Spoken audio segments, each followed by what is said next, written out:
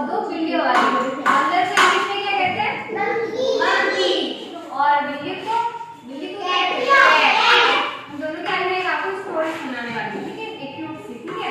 उसके बाद मैं तुम्हें ये मोरल सुनाऊंगी कि इस कहानी से हमें क्या शिक्षा मिलती है, ठीक है? सुनो, मैं स्टार्ट कर रहे हैं, ठीक है?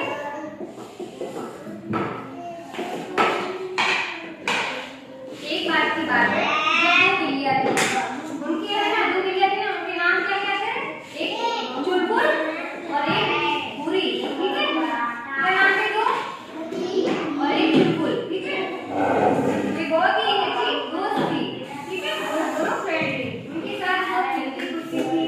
एक दिन उन्होंने रोटी का टुकड़ा बड़ा सा, ठीक है? क्या देखा? रोटी का बड़ा सा टुकड़ा, ठीक है? और रोटी देखते ही उनके मुंह में क्या आने लगा? पानी आ गया। और वो आपस में लड़ने लगी कि ये मैं खाऊंगा, ये मैं खाऊंगा, ये मेरा, ये उसकी कहने लगी।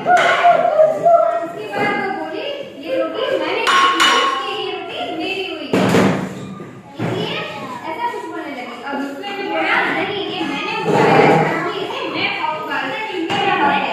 इसलिए वो आपस में क्या करने लगी? लड़ने लगी। आप दोनों ऐसे लड़ते हैं ना? लड़ने लगी।